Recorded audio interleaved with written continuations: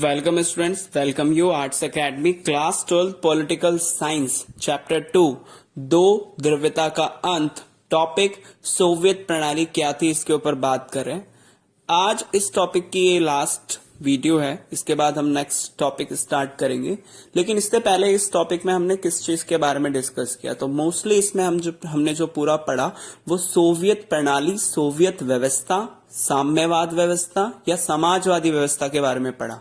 उसकी शुरुआत कैसे हुई सोवियत संघ में, फिर शुरुआत के बाद उसमें उसकी विशेषताएं क्या निकली, ये हमने पढ़ा। और विशेषताओं के बाद हमने इसकी खामियों के बारे में भी विचार किया, उसके खामियों के बारे में भी पढ़ा। और इस टॉपिक में से ये सारे चीजें हमने क्लियर की। और इसके साथ साथ इसमें क्वेश्चन भी निकल के आता है। और इस क्वेश्चन क्या है, क्वेश्चन है दूसरी दुनिया किसे कहा जाता है। एक बार फिर से क्वेश्चन रिपीट करता हूं, दूसरी दुनिया किसे कहा जाता है। इसको एक और तरीके से पूछा जा सकता है, समाजवादी खेमे के देश किसे कहा जाता है। क्या समाजवादी खेमे के देश किसे कहा जाता है, ये भी पूछ सकता है। तो ये दो तरह के, मतलब दोनों का आंसर सेम ही है, तो ये क्वेश्चन इसमें से बनता है। तो इस क्वेश्चन के ऊपर अगर हम बात करते हैं तो इसका आंसर क्या निकलता है। आंसर, पहले क्वेश्चन को समझना जरूरी है कि दूसरी दुनिया किसे कहते हैं ये बताना है, या समाजवादी खेमे, समाजवादी मतलब कि साम्यवाद, यूएसएसआर, खेमे, खेमे मतलब हो गया ग्रुप, कि समाजवादी खेमे या ग्रुप या समूह के देश किसे कहा जाता है। कौन से ऐसे देशों को दूसरी दुनिया भी कहा जाता है, और साम्यवादी या समाजवाद खेमे के देश भी कौन से देशों को कहा जाता है, इसके ऊपर बात करेंगे। तो सबसे पहला इसमें आंसर लिखते हैं। आंसर इसका ये है, दूसरे विश्व युद्ध के बाद, जैसा ही दूसरा विश्व युद्ध खत्म हुआ, तो खत्म होने के बाद पूर्वी यूरोप के देश, मतलब कि पूर्वी यूरोप के देश थे, पूर्वी यूरोप के देशों को सोवियत संघ के अंकुश में आ गए थे। मतलब कि जैसे ही दूसरा विश्व युद्ध खत्म हुआ और दूसरे विश्व युद्ध के खत्म होने के बाद जितने भी पूर्वी यूरोप के देश थे वो सारे के सारे किसके नियंत्रण में आ गए थे, किसके कंट्रोल में आ गए थे, सोवियत संघ के नियंत्रण में आ गए थे। अब ये निकलता है क्यों आ गए, क्यों सोवियत संघ के नियंत्रण में आए। तो सोवियत संघ के नियंत्रण में इसलिए आ गए क्योंकि सोवियत सेना ने, कौन सी सेना ने, सोवियत सेना ने इन्हें फांसीवादी ताकतों के चंगुल से मुक्त कराया था। मतलब कि जैसा ही दूसरा विश्व युद्ध खत्म हुआ और दूसरे विश्व युद्ध के खत्म होने के बाद ही जितने भी पूर्वी यूरोप के देश थे वो सारे के सारे सोवियत संघ के नियंत्रण में आ गए थे। क्यों? क्योंकि सोवियत संघ ने पूर्वी यूरोप के देशों को किसके चंगुल से मुक्त कराया था, किसके चंगुल से उसको फ्री कराया था, पूर्वी यूरोप के देशों को फांसीवादी ताकतों के चंगुल से मुक्त कराया था। फांसीवाद क्या है, इसमें यह निकल के आता है कि फांसीवाद एक तरह की विचारधारा है। आप ध्यान से इसको नॉर्मल समझिए कि फांसीवाद एक तरह की विचारधारा है, और इस विचारधारा में क्या किया जाता है कि राज्य को सबसे ऊपर रखा जाता है और व्यक्ति उसके लिए कोई महत्व नहीं रखते।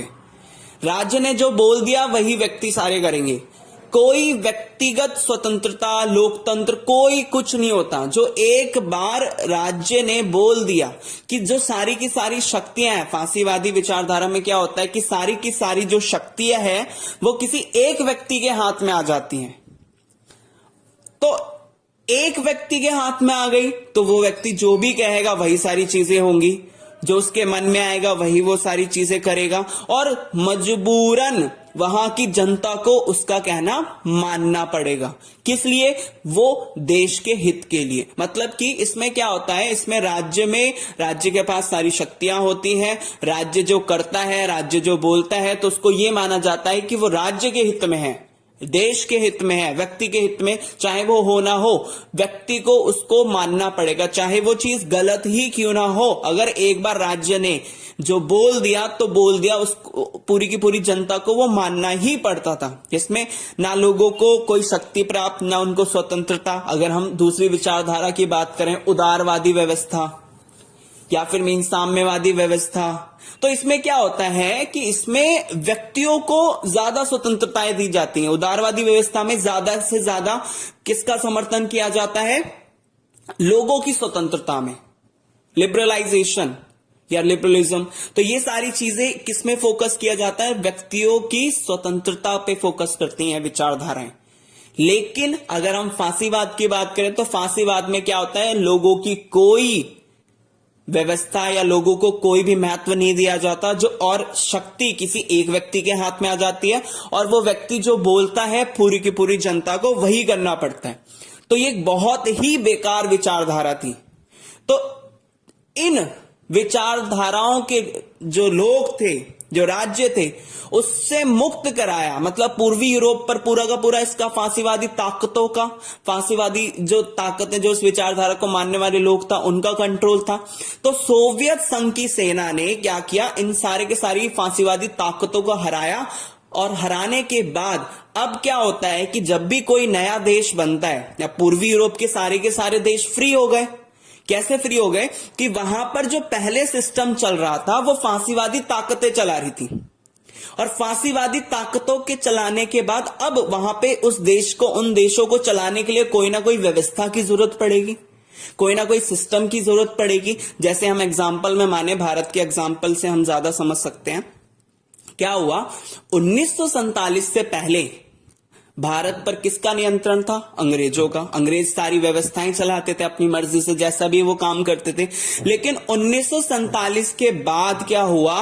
भारत को एक व्यवस्था चाहिए थी ताकि वो अपने देश को क्या कर सके? चला सके। अब कोई सिस्टम होगा तभी तो देश चलेगा। फिर क्या की गई? फिर ये किया गया कि भारत में पूंजीवाद और साम्यवाद दोनों का मिश्रण करके अर्थव्यवस्था, मिश्रित अर्थव्यवस्था निकाले गई। इससे देश को चलाया गया। तो ऐसी ही सेम स्थिति कहां पे होगी थी? पूर्वी यूरोप के देशों में होगी थी। जब सोवियत संघ ने पूर्वी यूरोप के देशों से जो फांसीवादी ताकतें थी उनको हटाया, तो हटाने के बाद क्या हुआ? हटाने के बाद ये हुआ कि अब उन देशों को चलाने के लिए कोई ना कोई व्यवस्था तो करनी पड़ेगी।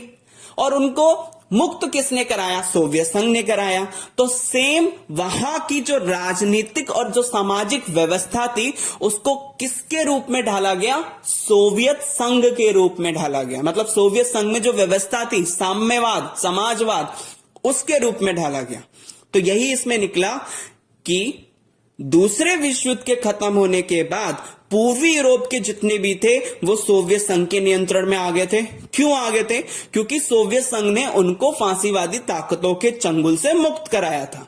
और इन सभी देशों की, जितने भी पूर्वी यूरोप के देशों थे, इन सभी देशों की राजनीतिक और सामाजिक व्यवस्था को, जो इनकी जो पॉलिटिकल और जो सोशल सिस्टम था, वो राजनीतिक और सामाजिक व्यवस्था को सोवियत संघ की समाजवादी प्रणाली में ढाला गया। तो इसमें यही निकला कि जब वहां पे फांसीवादी ताकतें चली गई थी, हटा दिया था सोवियत संघ ने, और सोवियत संघ ने उन फांसीवादी ताकतों को हटाकर वहां पर अपनी ही राजनीतिक व्यवस्था लागू कर दी और सामाजिक व्यवस्था लागू कर दी। तो वहां पर समाजवादी प्रणाली लागू कर दी। कहां पे कर दी लागू? पूर्वी यूरोप के देशों पे। और इन्हीं देशों को, इन्हें ही समाजवादी खेमे के देश या दूसरी दुनिया के नाम से जाना जाता है। तो पूर्वी यूरोप के देशों को दूसरी दुनिया कहा जाता है और इनको समाजवादी खेमे के देश के नाम से भी जाना जाता है। तो इसमें क्वेश्चन हमारा यही था कि दूसरी दुनिया किसे कहते हैं, और इसी से क्वेश्चन ये निकलता है कि समाजवादी खेमे के देश किसे कहा जाता है।